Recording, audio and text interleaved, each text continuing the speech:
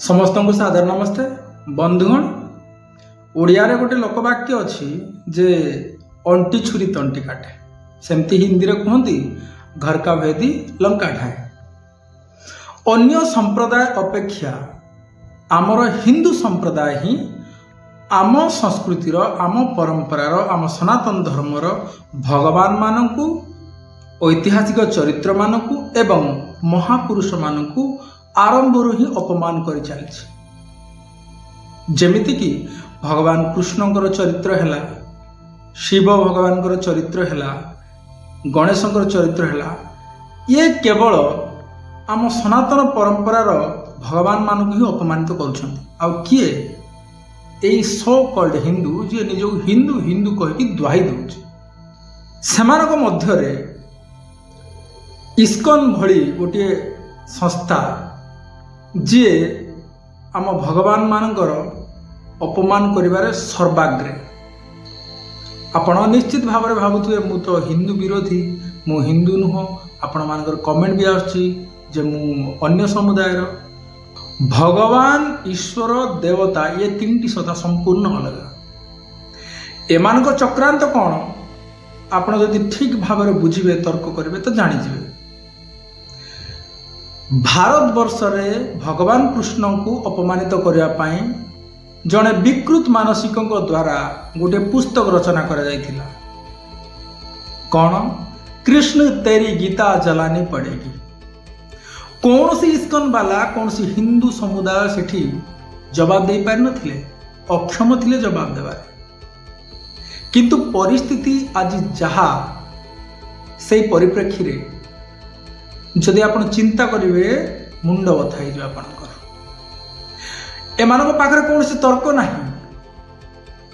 ये कहती हरे कृष्ण भगवान कृष्ण को तली तलांत करदेले, तार चरित्र हनन करदेले पछे एमानक मुंडरे बुद्धि ही दिशुना। से दोष दुर्गुण गुड़ी को लुचेवा ये गोटे दीटा नुआ शब्द सब बाहर कले, लीला माया ये सब।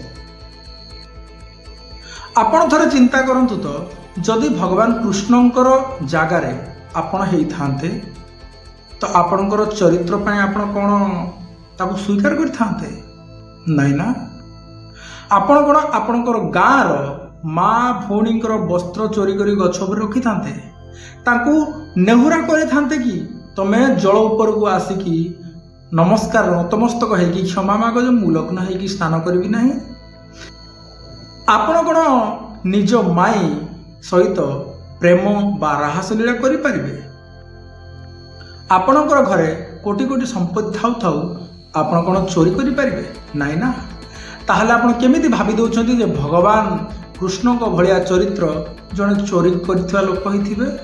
से दही चोरी करुथिबे, से लुगापटा चोरी करुथिबे, से महिला मानक निजर माँ भौणी मानकर उलग्न शरीर देखिया पाए तो लालायित होउथिबे। आमे प्रश्न कले आपण कहउछन आम कोन ना आमे हिंदू विरोधी आ आमे लीला विषय किछि जानिनु। मोर छोट प्रश्न थिला ना जे भगवान कृष्ण भगवान आम आदर्श से ईश्वर हेई पारिबे। भूल कौन कहिथिली मु? ए छोट प्रश्न थिला ना जे भगवान भगवान है जहाँ को पाखरे समग्र ऐश्वर्य जस श्री वीर्य वैराग्य और ज्ञान एमती 6टी गुण थाए भगवान कहा जाए। आपण किंतु भगवान श्रीकृष्ण को लीला नारे ही तांकु परमात्मा परब्रह्म बा परमेश्वर अवतार बोली स्वीकार करनी। स्वीकार तो कर कौन द्वंद्व ना, मु किछि से विषय मो मुंड खेल आवश्यक भी ना, किंतु ताकू घरे घरे आपण प्रचार करुछंती जे भगवान ईश्वर अवतार। आपण निजे कहतु भगवान श्रीकृष्ण 10 अवतार मध्य अच्छी कि नाई? हेले मध्य आपण जबरदस्त लगेछन जे भगवान अवतार नहीं छंती, माने से परम ब्रह्म जे निराकार से अवतार नहीं छंती। थरे तो आपण पढ़ी दियंते श्रीमद् भगवद गीता रे भगवान श्रीकृष्ण कौन कहउछंती परम ब्रह्म के विषय रे ना।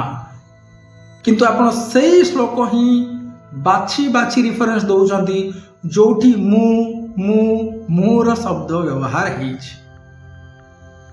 ए दुनिया तर्कशील आजिकल युवपीढ़ी सर्वदा ज्ञान एवं तर्क विश्वास करे। हाँ बारंबार मु कही आसुची मनुश्रुतिर 12 अध्याय श्लोक संख्या 106 यस्तर्केण अनुसंधते सधर्म वेदनेतर बारंबार मु कहूची तर्क द्वारा ही प्रत्येक विषयर पुंखानुपुंख ज्ञान आहरण करा जाय पारिबो।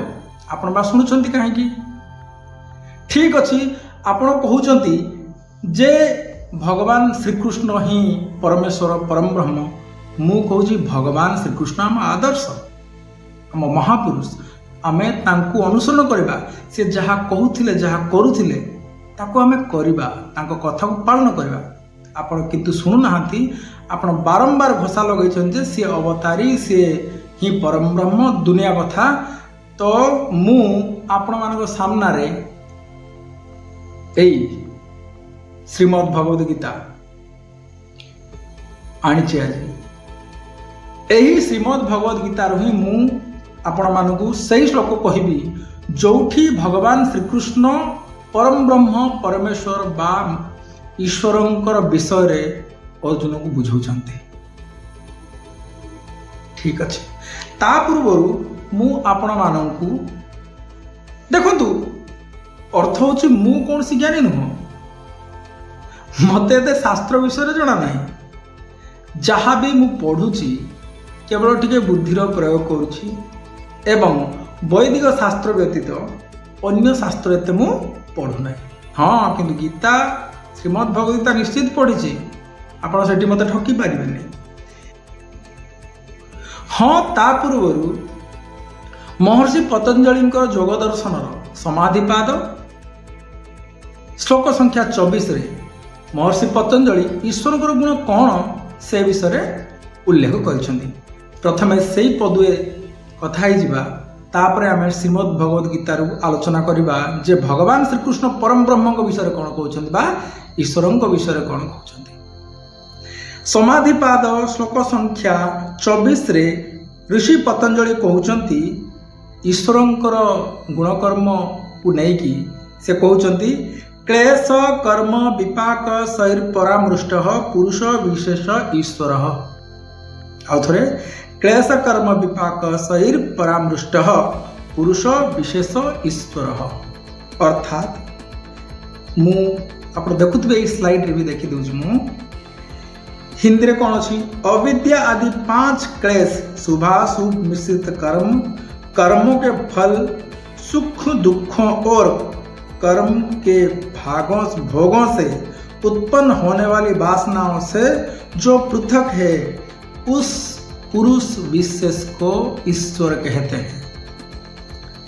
5 क्लेश कहले कौन ओडिया रे जदी देखिबा अविद्या अस्मिता राग द्वेष एवं अभिनिवेश कर्म एवं कर्म फल पुणी कर्म फल उत्पन्न होउथिबा भावना ता ठारू पृथक जो पुरुष विशेष तांकर नाम बा से होचंदी ईश्वर। कोठी लेखा अछि इटा योग दर्शन ऋषि पतंजलि समाधिपाद बा अध्याय 1 श्लोक संख्या 24। वर्तमान से विषय को आलोचना करवा जहाँ आपण धरिकी बुलुछंदी श्रीमद् भगवद गीता मो पाखरे गोटे पुस्तक अछि अध्याय 13 क्षेत्र क्षेत्रज्ञ योग निश्चित आप रिफरेंस देखिपारे अर्थर अनर्थ करेंगे तर्क हिसाब से बुझे आउ जदि पुणी आप अवान्तर प्रश्न करती मत पुणी प्रमाण देवाक पड़े। क्षेत्र क्षेत्रज्ञ योग श्लोक संख्या 11 कौन संपूर्ण आज मु 11 रु 17 पर्यंत पढ़ी मूर व्यवहार आउ के आलोचना करवा। श्रीमद् भगवद गीता अध्याय नंबर 13 क्षेत्र क्षेत्रज्ञ योग श्लोक संख्या 11 कौन कहते सी अध्यात्म ज्ञान नित्योतम तत्व ज्ञानार्थ दर्शनम एतज्ज्ञानमिति प्रोक्तो मज्ज्ञानम जदतोऽन्यथा। भावार्थ आध्यात्म ज्ञान रे नित्य स्थिति एवं तत्व ज्ञानर अर्थरूप परमात्मा को ही सर्वत्र दर्शन ए सबू ज्ञान बोली एवं जहा एहार विपरीत ताहा अज्ञान बोली कहा जाइछि। मु कहूनी भगवान कृष्ण कहउचंती।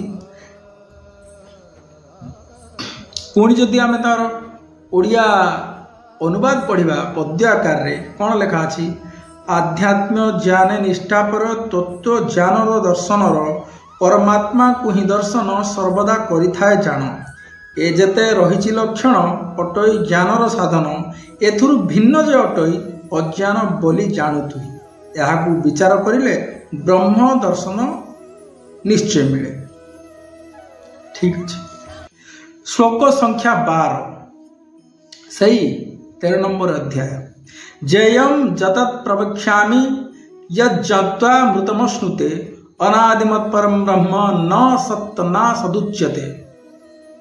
जहा जानिबार योग्य तथा जहा जानी मनुष्य परमानंद प्राप्त हुए ताहा मु भल रूपे बुझाई देवी। किए कहउचंती भगवान कहउचंती जहा जानिबार योग्य एवं जहा जानिला परे मनुष्य को परमानंद प्राप्त हुए ताहा भगवान श्री कृष्ण जणौछंती जणै देवी बोली कहउचंती। सही अनादि परम ब्रह्म काहू कहले अनादि सही अनादि परम ब्रह्म को सत्य बोली कहा जाय पारिबो नाही कि असत बोली कहा जाय पारिबो नाही। सत एवं असत बाहर किए कहउचंती सही अनादि मु अनादि बोली तो कहि नांती। भगवान श्री कृष्ण परम ब्रह्म को मु अनादि बोली कहि नांती कहउचंती कोन सही अनादि। ज्ञान साधने जहा जानी जेय ब्रह्म से अटे पुणी जहाटी योग्य जानिबार उचित अटे संसारर जेय पदार्थ जे अटई भले ता कहूची बुझाई अनादि परम ब्रह्म से ही ता मर्म परे कहिबई सत असत से नुहई शास्त्र सम्मत ए अटई। भाई मत बारंबार आपण खाली पढ़ंतु पढ़ंतु आउ थेरे पढ़ंतु मु कहली 5 थर आपण कहले 500 थर कोन कहउचंती भाई मु 5 थर कहि हेई पारे 7-8 थर पढिछु 5 थर कहिछि हेई पारे जे आपणकर पढ़िबा और मोर पढ़िबार किछि ना किछि फरक थिबो। ठीक अछि। 12-13 कौन लिखिछंती श्रीमद् भगवद गीता अध्याय 13 श्लोक 13 सर्वतः पाणिपादम तत् सर्वतो क्षीरो मुखम सर्वतः श्रुतिमल्लोके सर्वमावृत्य तिष्ठति। तांकर सकल दिगरे हस्त ओ पाद रही तांकर भगवान श्री कृष्ण मोर बोली कहि नांती एठी आपण जो जगह मु लेखा अछि से जिनस रिफरेंस दउछंती। तांकर सकल दिगरे हस्त ओ पाद अछि तांकर अर्थ कोन भगवान कृष्ण कहले मोर कहितांते किंतु से कहले कोन तांकर तांकर सकल दिगरे हस्त ओ पाद रही सकल दिगरे नेत्र शिर ओ मुख रही सकल दिगरे कर्ण रही कारण से संसार सबु व्यापी रही व्यापक एवं व्याप्त परम ब्रह्मंकर स्वरूप भगवान श्रीकृष्ण कहते अर्जुन को जे परम ब्रह्म केमिति ईश्वर केमिति पद्याकार कौन लिखा सर्वत्र हस्तपाद तार सर्वत्र पुणी नेत्र शिर सर्वत्र विराजबदन सर्वत्र कर्ण विद्यमान सकल प्राणी जलपंथी तहु मध्य व्यापी अछंती संसार सर्वत्र दिगरे व्यापी अछंती निरंतर तेणु से अटंती विराट ज्ञानी ये पाई पारे भेट तेणु से अटंती विराट कहीं विराट सर्वत्र व्यापी छंती बोली विराट आगु को जीवा विराटर अर्थ कौन ज्ञानी ए पाई पारे भेट। 14 श्लोक संख्या 14 सर्वेन्द्रिय गुणाभासम सर्वेन्द्रिय विवर्जितम असक्तं सर्वभृक्षैव निर्गुणम गुणभोक्तृच। अनुवाद से सकल इंद्रियाग्रह्य विषयर ज्ञाता से सकल ए सकल से क्या कहते भगवान श्री कृष्ण से सकल इंद्रिय ग्राह्य विषय ज्ञाता अथच वास्तव में से सकल इंद्रिय रहित अटंती। इंद्रिय रहित अर्थात इंद्रिय बाहर। ठीक अच्छी से आसक्ति रहित होई मध्य समस्तंकर धारण पोषणकारी एवं निर्गुण होई मध्य गुण मानकर भोक्ता अटंती। ठीक सकल इंद्रिय ज्ञान रे सचेतन से निरंतर आकारहीन जेणु सही सर्व इंद्रिय तार नहीं। से आकारहीन कौन से इंद्रिय नहीं मात्र सर्व इंद्रिय गुण प्रकाश करती। से गुण आसक्त जगत धारक निर्गुण गुणर पालक गुण मध्य भोक्ता अटंती। ताहांको सम के नहांती। भगवान श्रीकृष्ण कहउचंदी ताहांको सम केही नहांती। से निर्गुण ताकर कौन से आकार नहीं। से इंद्रिय रहित इंद्रिय रु बाहर से इंद्रिय सहित जड़ित नुहंती। श्लोक संख्या 15 बहिरंतश्च भूतानाम चरम चरमेव च सूक्ष्मत्वादत् विज्ञेयम् दूरस्थम चान्तिके चतत्। भावार्थ सही परमात्मा चराचर सकल जगत भूतंकर बाहर व भीतर सर्वत्र परिपूर्ण होई रहिछन्ति। सही परमात्मा कहउचंदी भगवान श्रीकृष्ण। सही परमात्मा पुणी किए आपण माने कहउचंदी भगवान श्रीकृष्ण ही परमात्मा। किंतु भगवान श्रीकृष्ण काहू कहउचंदी सही परमात्मा ए कथा आपण काहू कहबेनी कारण आपणकर प्रचार भूल हो जिवो। हाँ ना आपण वैदिक शास्त्र तो ग्रहण करेंगे ना। श्रीमद् भगवद गीता भी से गुड़ी को ही श्लोक कहे प्रचार करेंगे जहाँ आपण मन को सुहाऊँगी। हाँ जहाँ आपणकर थियोरी रे खाप खाऊ सेटा ही आप शुणेबे। तो ये भगवान श्रीकृष्ण क्या कहते सही परमात्मा चराचर सकल भूतंकर बाहर और भीतर सर्वत्र परिपूर्ण हो रही एवं चर अचर रूप मध्य से ही अटंती। सर्वत्र व्यापक अर्थ चर अचर सबुठी अछंती। पुणी से सूक्ष्म होइथियारु अविज्ञेय अटंती। अति सूक्ष्म से जानिबा कष्ट हो। अविज्ञेय ज्ञानर बाहर से अत्यंत निकट अछंती और अति दूर मध्य अछंती। हाँ अत्यंत निकट आपणों पाखरे मो पाखरे सर्वत्र व्यापक मो भितरे मो बाहर सबुठी अछंती। अति निकट अछंती एवं अति दूर। दूरतार अर्थ ज्ञान दूरता काल बा स्थान दूरता नुहंती। ज्ञान दूरतार ईश्वर अछंती। आपण से ब्रह्म समस्त जगते बाह्याभ्यंतरे छंती नित्य पुणे जे स्थावर जंगम स्वरूपी सही परम ब्रह्म सूक्ष्म को अज्ञानी न देखे जानी देखे क्षण के सूक्ष्म को अज्ञानी देखे ना। आप तो भाई मत ही कहते तू मूर्खटा अज्ञानीटा तू गीता पढ़ीनु ये ना भाई मु कहूनी भगवान श्रीकृष्ण कहते मोर आदर्श भगवान श्रीकृष्ण कथा ही मुझे मानुची। मो आदर्श भगवान श्रीकृष्ण तांको कथा ही मानुची। सी निजे कहते श्लोक संख्या 15 अध्याय 13 सूक्ष्म को अज्ञानी न देखे जानी देख क्षण के तेणु निकट दूर से ही देखा जाती भावग्राही सर्वत्र जार वासस्थान नाम ताहांक निरंजन। से परमात्मा अन्य नाम निरंजन। तो आपण निजे कहतु किए भगवान श्रीकृष्ण को अधिक मानुचे। आपण तो मत गाड़ी ही कहते कहीं भूल कहीदेली बोली भूल ना ये आप हट हट छाड़ू पढ़ंतु जोटा ठीक अच्छे ग्रहण करंतु ना। 16 श्लोक संख्या 16 कौन अच्छी अविभक्तम च भूतेषु विभक्तमिव च स्थितम भूत भर्तृ च तज्ज्ञेयम् ग्रसिष्णु प्रभविष्णु च। आउ थरे अविभक्त च भूतेषु विभक्तमिव च स्थितम भूत भर्तृ च तज्ज्ञेयम् ग्रसिष्णु प्रभविष्णु च। भावार्थ कौन मु जो पुस्तक रखी एठी संस्कृत पदवाच्य जमी अच्छी ना अभिभक्त तार ओडिया अनुवाद अच्छी। मु केवल भावार्थ ही आपको पढ़ी शुणी दूसरी समय भी नहीं बहुत लंबा हो वीडियो पुणी आपण मैंने तो देखिए आरंभ गाड़ी आरंभ करदे तो केवल भावार्थ ही मुझे पढ़ुची और पद्य आकार जहाँ मुझे पढ़ी दूसरी।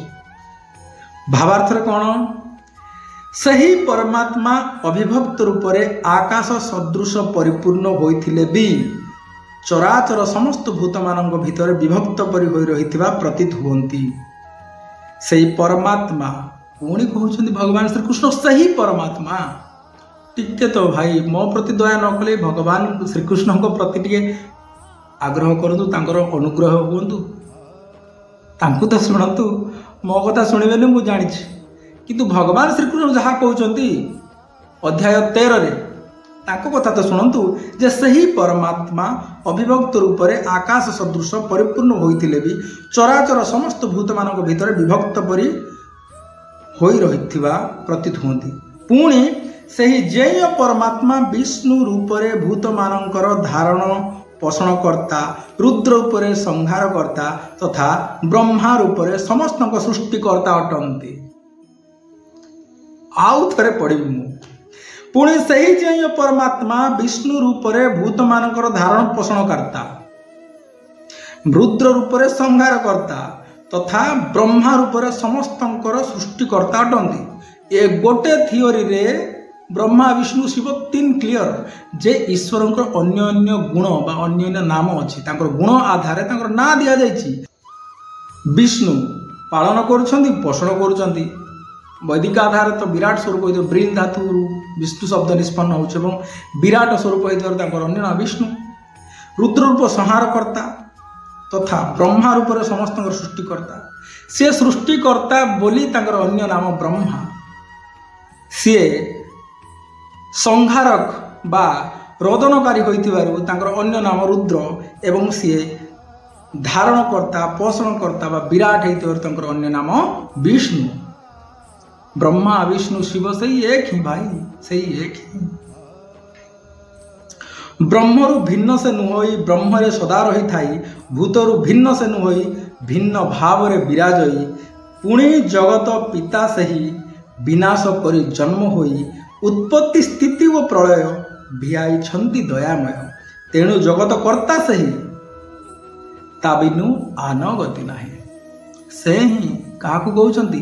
ସେଇ ପରମ ବ୍ରହ୍ମ ଯାହାର ଇନ୍ଦ୍ରିୟ ନାହିଁ, ଯାହାର ସହସ୍ର ପାଦ, ଯାହାର ସହସ୍ର ଚକ୍ଷୁ, ସେ ନିରାକାର, ସେ ସବୁଠି ବ୍ୟାପକ।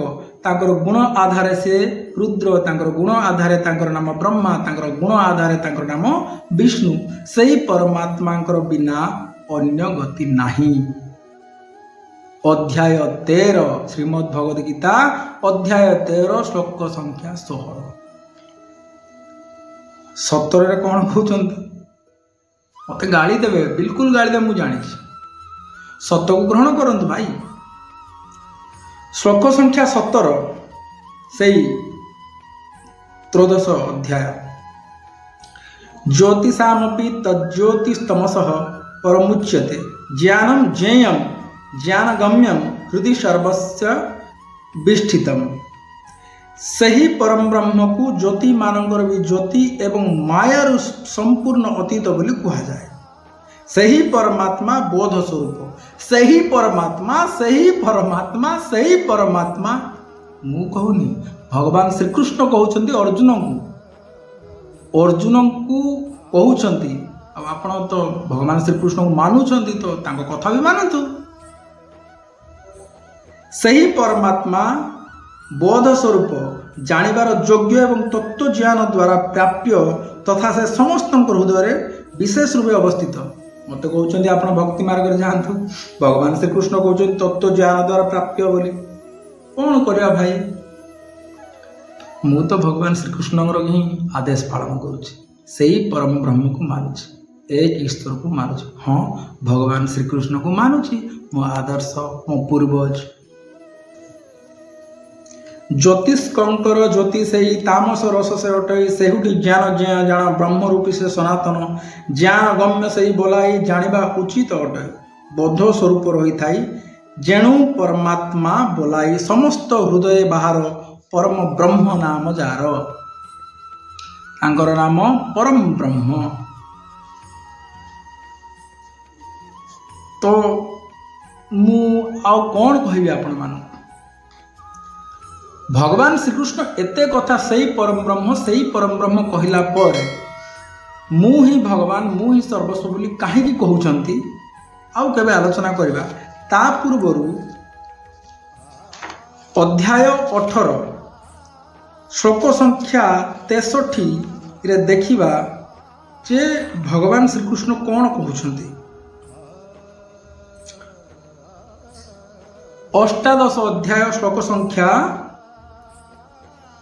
63 इति ते ज्ञानमाख्यातं गुह्याद् गृह्यतरं मया विमृशैतदशेषेण यथेच्छसि तथा कुरु। एहीपरि भावरे गोपनीय ठारू मध्य अति गोपनीय एही ज्ञान मु तुमको कहीदेली। वर्तमान तुमे एही रहस्ययुक्त ज्ञान को पूर्ण रूपे भल भाव विचार करी जेपरि इच्छा सेपरि कर। कौन कहउछन भगवान काकू अर्जुन को कहले को आधारे श्रीमद् भगवद गीता अष्टादश अध्याय 63 आधारे 62 से कही जेती जे परम ब्रह्म कौन। श्लोक संख्या 62 से कही देचंती तमेव शरणं गच्छ सर्वभावेन भारत तत्प्रसादात् परं शांतिं स्थानं प्राप्स्यसि शाश्वतम्। कौन हे भारत तुम्हें सर्वतो भावे सही परमेश्वर को ही शरण जाओ, सही परमात्मा को कृपारू तुम्हें परम शांति तथा सनातन परम धाम प्राप्त हेब। समस्त भावे हे भारत शरणनीय हे सतत सकल एक भाव आनी भक्ति अंतरे जानी जानी ब्रह्मरे पसीन शरण पाइब निश्चय सनातन तांको प्रसन्न श्रेष्ठ शांति शाश्वत धाम हेबु प्राप्ति। शाश्वत विद्य धाम पाई महान होई उठित हुई। तो मोर कौन सी आपत्ति नहीं आपण मानकर चर्चा रे कि आपण मानकर जुक्ति रे। मोर गोटे आपत्ति जे भगवान को भगवान हिसाब रे जानिबा, ईश्वर को ईश्वर हिसाब रे जानिबा एवं देवता को देवता हिसाब रे जानिबा। मोर आपणकर व्यक्तिगत विषय किसी टिप्पणी करिवार नाही।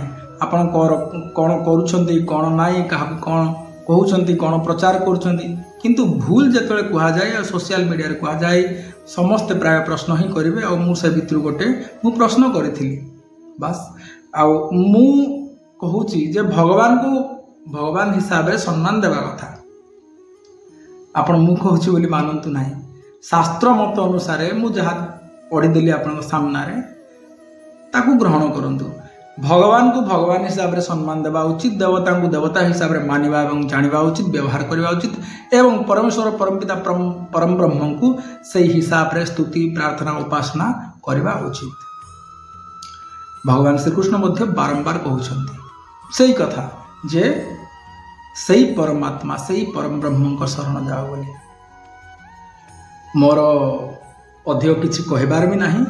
आपण मते बहुत सारा कमेंट्स दौरान से समस्त को धन्यवाद। आ मु वर्तमान भी कहबी जे यस्तर्केण अनुसंधते सधर्म वेद नितर।